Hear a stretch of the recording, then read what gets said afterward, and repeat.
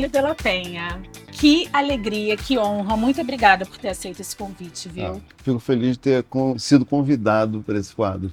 Você está em casa, né? Sim, sim. Livros, discos, filmes, perfeito. É o meu ambiente, meu habitat. Seu habitat natural. Eu quero saber, antes da gente ver o que tem nessa sacola, como que surgiu a biblioteca aqui no Rio de Janeiro, Hélio de la Penha?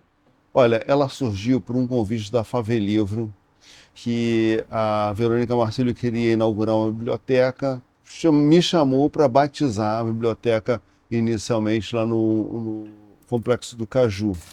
E aí eu falei para ela, olha, eu topo batizar essa biblioteca desde que eu tenha ingerência sobre a programação, que eu possa me envolver com as atividades, porque eu sempre fui muito ligado à questão da importância da educação e do incentivo à leitura. Então a gente inaugurou a biblioteca ainda na pandemia, em 2021, tá, no Complexo do Caju. E aí, em setembro do ano passado, a gente abriu uma outra unidade no Morro da Babilônia.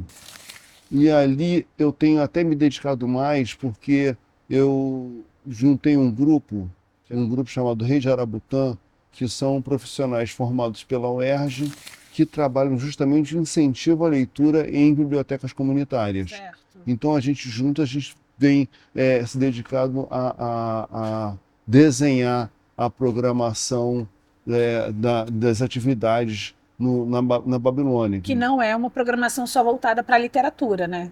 Não só literatura. A gente também tem, assim, recentemente foi lá, a Mariana Gross foi conversar com a gente sobre o poder das mulheres, e aí ela falou sobre a profissão dela, como é que ela começou e tudo. E agora sim a gente está tendo uma aula de cavaquinho que aproveita e conta a história do samba. E qual é o público-alvo dessa biblioteca? Quem frequenta? Bem, primeiro, moradores da Babilônia do Chapéu Mangueira, tá? Que são morros na zona sul do Rio de Janeiro. Exatamente, no Leme. São morros colados ali. Sim. E a associação de moradores que nos acolheu, ela era inicialmente a associação da Babilônia e hoje ela se expandiu Babilônia e Chapéu Mangueira. E a gente teve a preocupação assim de, primeiro, fazer criar um espaço que fosse agradável, que fosse arejado, iluminado, enfim. Então a gente criou uma situação que muitas crianças vão para lá para fazer o dever de casa, sabe? Porque as condições são mais favoráveis. Né? E a gente tem computador disponível para eles, tem um acervo bacana, um acervo que a gente conseguiu via Favelivro inicialmente, mas também criado por doações de amigos. Sim. E também de, assim, a família do Rubem Fonseca doou obras do Rubem Fonseca, a família do Nelson Rodrigues doou obras do Nelson Rodrigues. Que maravilha. Sabe? E aí a gente está com um acervo que a gente está muito satisfeito, está muito bacana, entendeu? E estamos muito felizes com essa aceitação da comunidade à nossa biblioteca.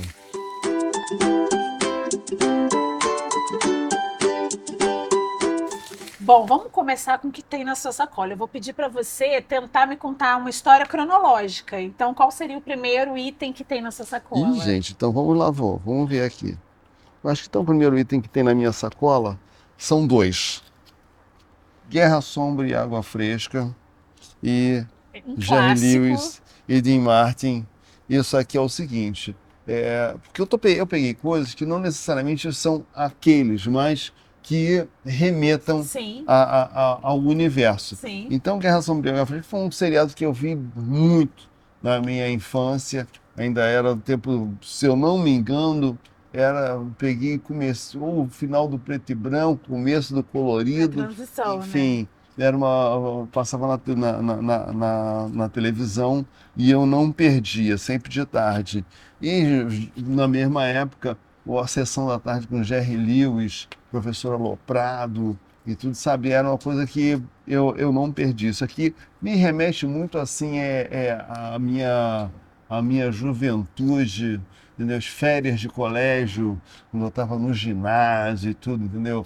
Ali na Vila da Penha, de bobeira de tarde, antes de sair para jogar bola, antes de sair para andar de bicicleta, tinha aquele horáriozinho assim, então eram, eram minhas paixões assim, sabe? Coisas já do humor, né? Aham. Como é que você percebeu que você tinha essa verve cômica?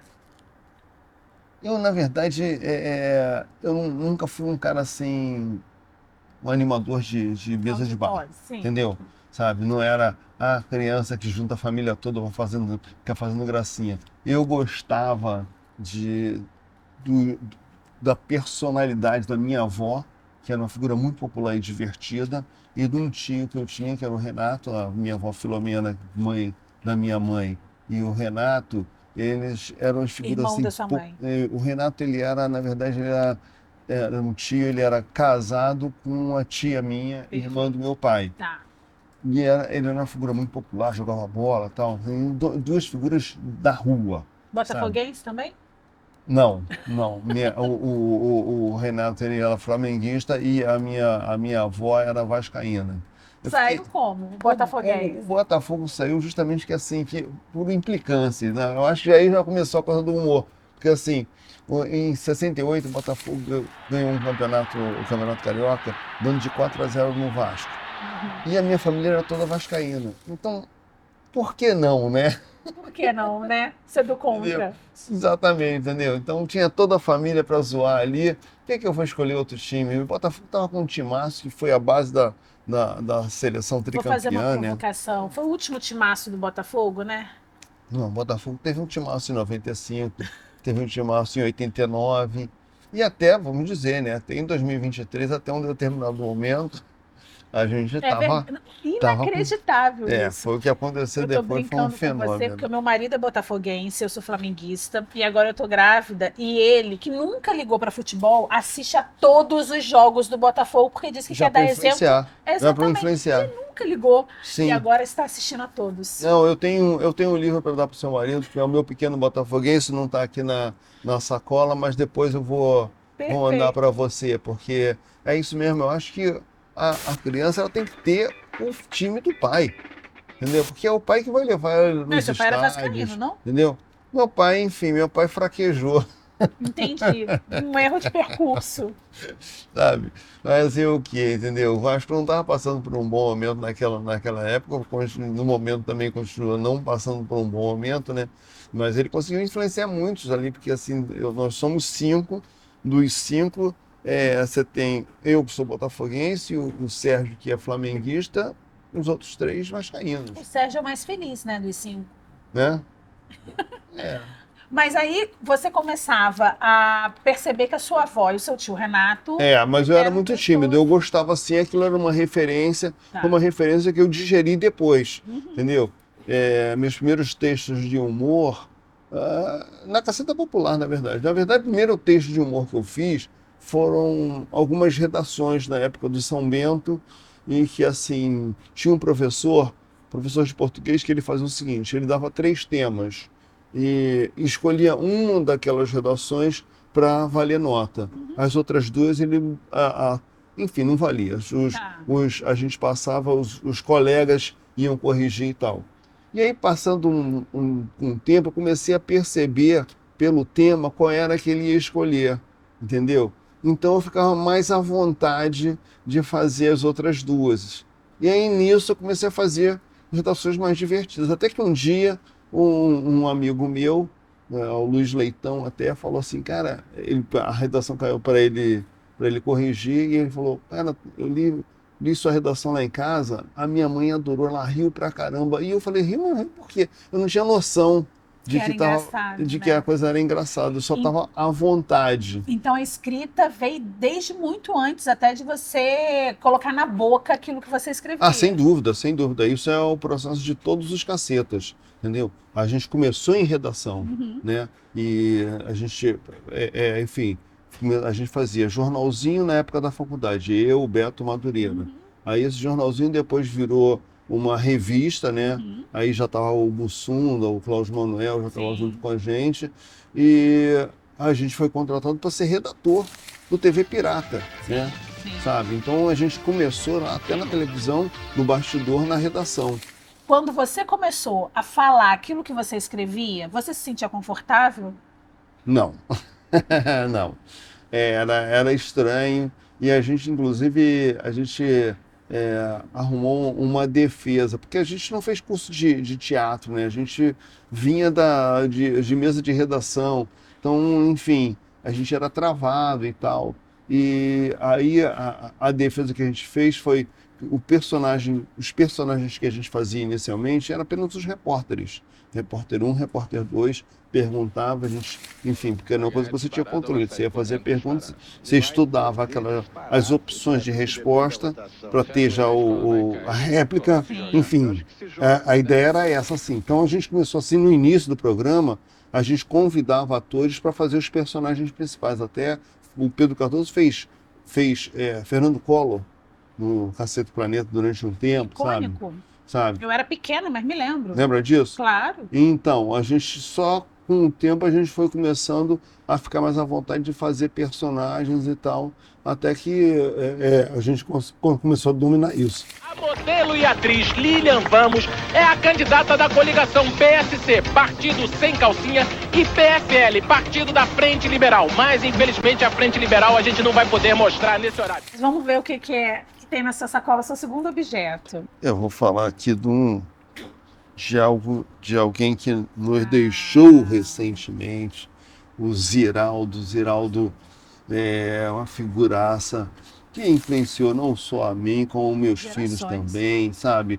Enfim, gerações, não é nenhum privilégio meu falar que Ziraldo influenciou, mas o fato dele, enfim, ele explodiu muito como um autor de obras infantis, mas a gente já acompanhava o Ziraldo já na época que ele fazia o Pasquim, que ele criou o Pasquim com o Jaguar, com o Milor Fernandes, enfim, era uma turma, sabe, que a gente, aí sim, eu já estava ali fazendo a Caceta Popular, sabe, tinha aquela inspiração. Na verdade, antes, né, antes da gente fazer, eu já acompanhava o Pasquim, né? E quanto mais atrás, o Pasquim era mais humor.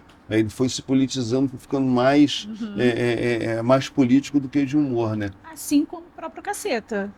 O Caceta sempre foi humor. Mas porque sempre assim, a gente fazia piadas com política, com não sei o quê, mas assim, a gente sempre fazia piada. O presidente reajustando Henrique Cardoso assinou na semana passada o novo aumento do salário mínimo. Presidente, com todo respeito, o senhor não acha esse novo aumento uma merreca? Bom, veja bem, o aumento de R$10 é um aumento substancial e o trabalhador está satisfeito. Você quer ver só? Ô, negão, vem cá um instantinho. Você não acha que um salário de R$130 é um bom salário? Acho. Inclusive, com esse novo salário mínimo, eu vou comprar um Rolls Royce, uma cobertura em Nova York, vou arrumar 3 amantes e ainda vou criar cavalo de raça no meu Aras. Peraí, por acaso o senhor está gozando da minha cara? Tô. Mas foi o senhor que começou. Eu quero saber do seu terceiro item, mas antes eu queria saber se é mais fácil ou mais difícil hoje fazer humor com as redes sociais. Tá mais fácil, você tem mais recurso, né? Você tem, qualquer um hoje pode iniciar agora de tarde um canal na sua casa, né? Você bota lá o seu celular e tal, joga no YouTube e começou. Se você vai conseguir quem assista, é um outro passo. Né? Você vê que o Whindersson Nunes, ele morava no interior do Piauí e conseguiu ser essa coisa gigantesca, né? Entendeu? Uma figura incrível. Então, em termos de recurso, ele está mais fácil.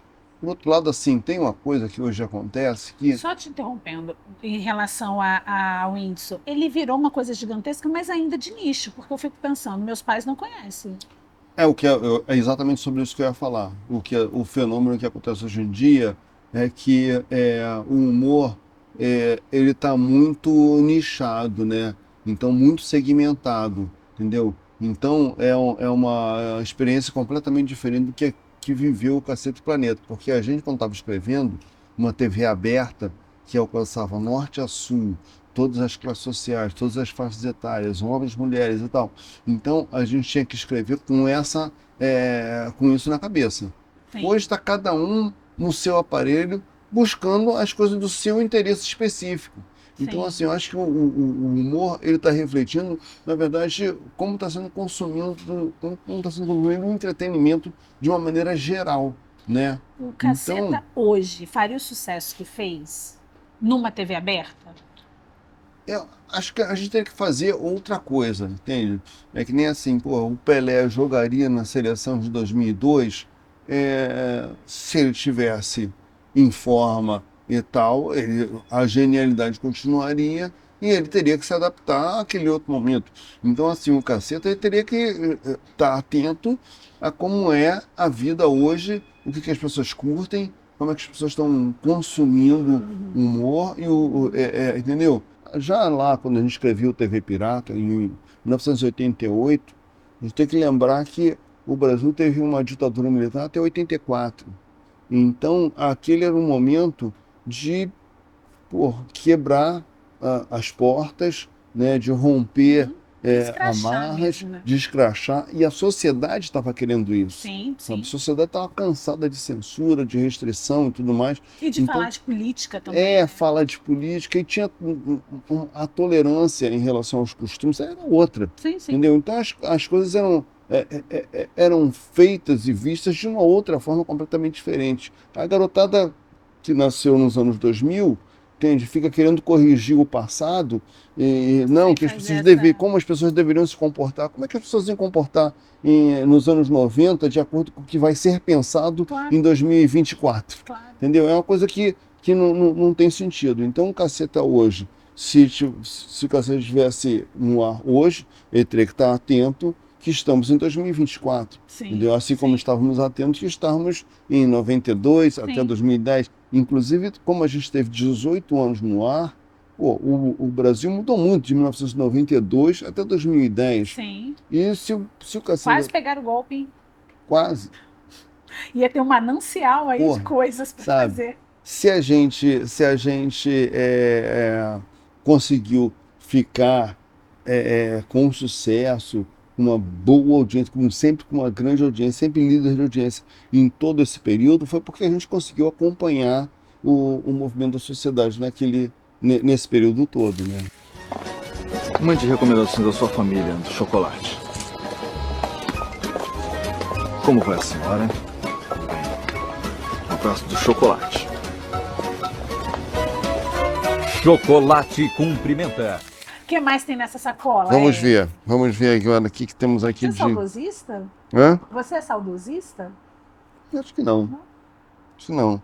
Mas eu gosto de coisas, ó. Aqui eu tenho aqui o Bethânia Caetano Gilgal. É até Só os doces bárbaros. Você é saudosista? Doces Não, Bárbaros. Não, não mas... sou doces bárbaros, não sou saudosista, mas eu gosto de coisas do clássico. Claro. Entendeu? Então, porra, quem no Brasil não foi assim influenciado, não saboreou esse quarteto maravilhoso, né? Que está em atividade tirando o gal até hoje, né? Pois é, então maravilhoso, sabe? Isso acompanhou minha juventude. Eu vou dizer que até hoje Sim. segue presente na minha vida o Caetano. O Caetano, inclusive, é uma figura que volta e meio eu encontro assim em casa de Regina Casé, casa de amigos e tal, mas eu tenho uma inibição tremenda, porque o cara, sabe, Eu entendo. é uma figura, não consigo sentar à vontade com conversar. Eu entendo. Tem sambanejo, pagodrejo, tem ferrugem, glória, groove, Maiara e Maraísa. O que mais tem na sua sacola? Agora, Gente, a sua sacola tá muito boa, tá um sacolão, hein? Ney Lopes. Cara, o Ney Lopes ele tem uma obra extensíssima, uma obra intelectual e uma obra musical, uma coisa incrível, né? E ele é um cara que trouxe muito conhecimento da África para o Brasil, entende? E aí ele fez esse livro aqui, que ele foi citando, Sim. fazendo mini biografias, né, de personalidades e tal. E, cara, ele me citou. Eu fiquei tão feliz. Fiquei feliz. Olha lá. Você sabe que ontem à noite eu li a sua parte. Porque eu falei, eu ia te entrevistar, falei, vou dar Pô, uma Ney lida. Lopes falando de mim, cara. Pô, eu tinha que trazer, sabe? Eu tenho. Dá pra pôr na eu- lápide. Eu sou muito.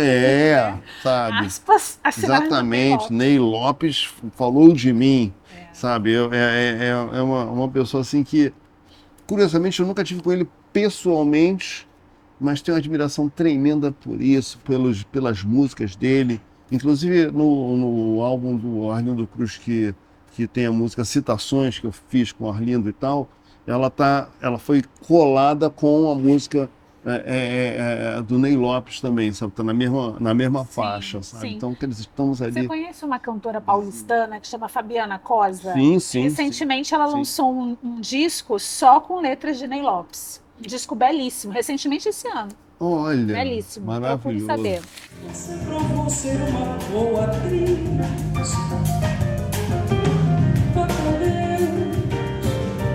Boa viagem e seja feliz. Mas Ney Lopes, cara, maravilhoso. Tem um livro que eu descobri dele, um sebo chamado Guimba aos Trilhos, que ele fala curiosidades assim de subúrbio, de gente que anda em estação de trem e tudo mais, sabe? É sempre maravilhoso. O Ney Lopes me remete a um que eu não peguei aqui, que é o Simas. Outro, que é né, uma dupla. Eu deveria, na verdade, estar juntando os dois aqui. Sim. Luiz Eu posso Antônio juntar? Silva, pode. Vou pegar lá. Vamos lá. Não estava na sacola, mas agora vai estar. Ó, Luiz Antônio Simas. Esse livro aqui é sensacional também. Eu falo dos dois porque são pessoas que falam da cultura da rua, sabe? Da cultura das encruzilhadas, entende? Então aqui esse livro que ele conta a história do Maracanã é um livro maravilhoso. E tem vários outros que falam também da Umbanda. Eu aprendo muito, sabe? Sim. Que eu não entendo, não fui criado na Umbanda, eu pessoalmente não tenho nenhuma religião, mas eu tenho assim um respeito, admiração e eles me ensinam bastante a respeito das questões afro, das questões da negritude e do subúrbio carioca, sabe? Que eu sou assim apaixonado por essa minha origem, entendeu? De ser da Vila da Penha, de ter jogado bola na rua, sabe, entendeu? Estourado o dedão em paralelepípedo, andar de bicicleta, aquelas coisas todas, sabe? Enfim. A gente está falando de pessoas parceiras de músico. Luiz Antônio Simas tem parceria recente agora com D2. Não, inclusive eu estive no espaço lá do D2 no centro da cidade. Em Boru. É maravilhoso, entendeu? Até porque o disco ficou incrível. O espaço tá muito bom e eu, cara, eu sou muito fã desse meu amigo Marcelo D2, porque ele teve uma evolução tremenda, sabe? E realmente esse último disco dele é demais, assim, porque quando ele mostra assim a coisa ele traz o samba, ele traz uma outra sonoridade pro samba. Saudade. Hoje eu posso dizer o que é dor de verdade. Você falou que você gosta do Simas, especialmente, do Ney Lopes também, porque eles te trazem esse letramento, né, afro. Quando é que você percebeu que você estava se letrando esse letramento racial? Porque eu sou de uma geração, você é de uma geração que não falávamos disso, né? Não falava. Sempre fui morena, sempre fui moreninha, né? A gente não tinha esse letramento. Como é que você foi tomando consciência desse letramento? Eu acho que foi bem recente, sabe? Eu acho assim, eu já tava com meus 50 anos quando eu comecei a prestar mais atenção nesse assunto, quando eu comecei a me aproximar, entendeu? De uma forma muito cerimoniosa e tudo, sabe? A rever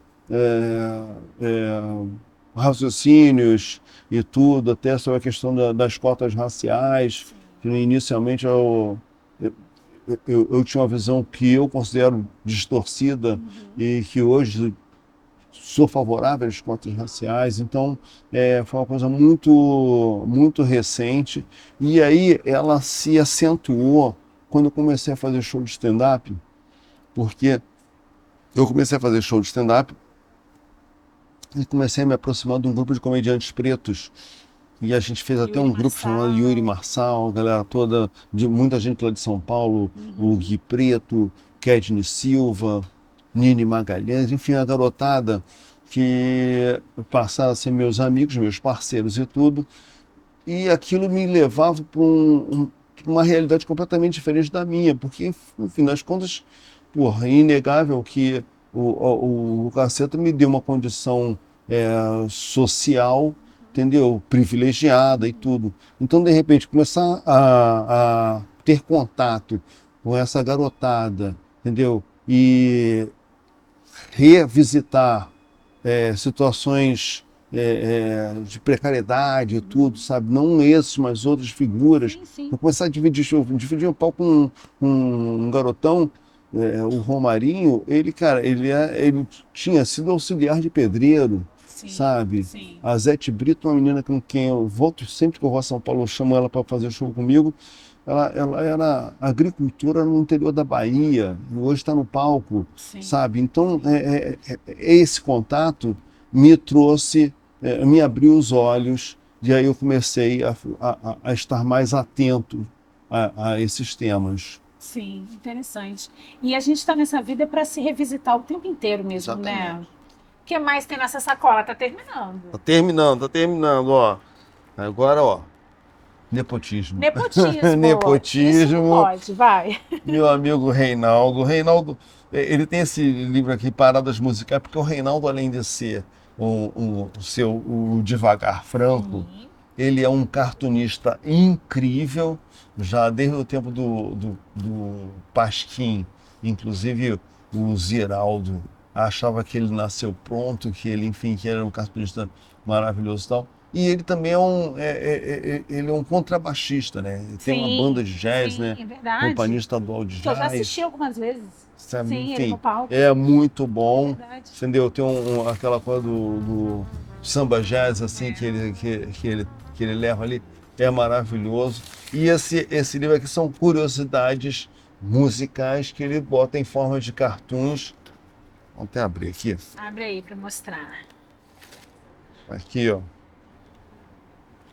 Então são vários cartoons que ele... Como ele escreve bem também, né? Escreve muito bem, é um cara muito erudito. Eu costumo falar assim que o Reinaldo é um pouco mais velho que a gente, né? E aí, quando o Caceta começou a ficar mais distante da TV, ele imediatamente falou assim, não quero mais fazer, ele não faz mais nada, não dá nem mais entrevista e tal. Hoje cheguei à conclusão de que ele tinha vergonha de trabalhar com a gente. Ele era muito acima, entendeu? Ele, caiu uma ficha e falou, não, já deu pra mim. Já dei força demais para esses garotos.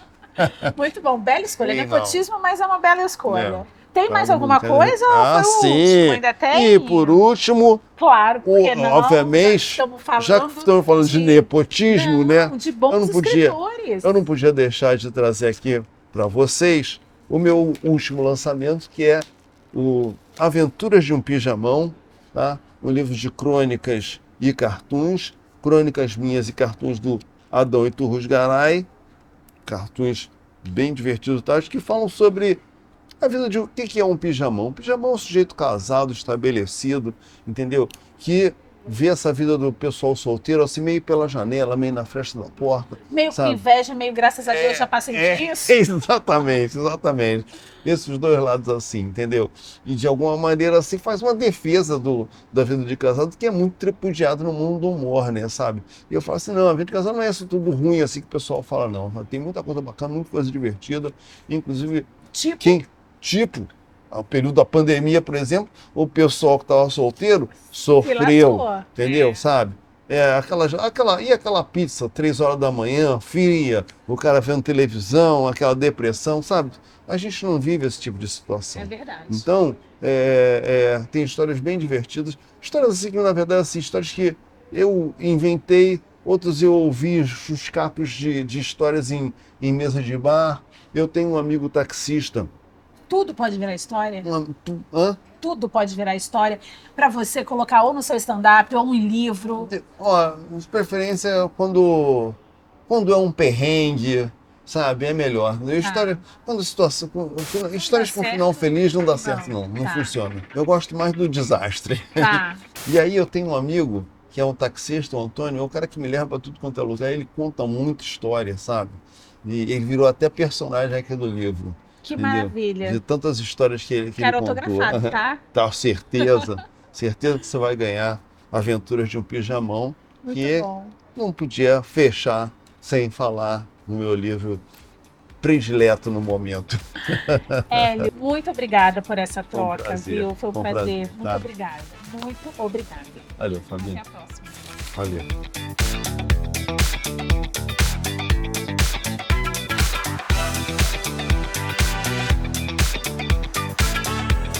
E é legal quando a gente não decepciona, né, com quem a gente admira, né? Ai, Porque que nesse meio, muita gente a gente fala, queria tanto que fosse diferente. O próprio Chico Buarque, eu tinha medo até de encontrar, porque eu falei, meu Deus, eu não sei como é que eu vou reagir. E as poucas vezes que eu encontrei, ele foi tão gentil que eu fiquei ainda mais encantada. E Você já entrevistou? Não tenho coragem, vou perguntar o que pra Chico? Manda ele vir Você pergunta aqui. pra Deus, fala pra mim. O que Fala você pra pergunta ele, pra você não tem Deus? curiosidade de saber o que ele gostaria de... Muita. Que livros que ele... Qual Que ele pasta de dente que ele usa de manhã? Aí, Chico, se você estiver vendo aí,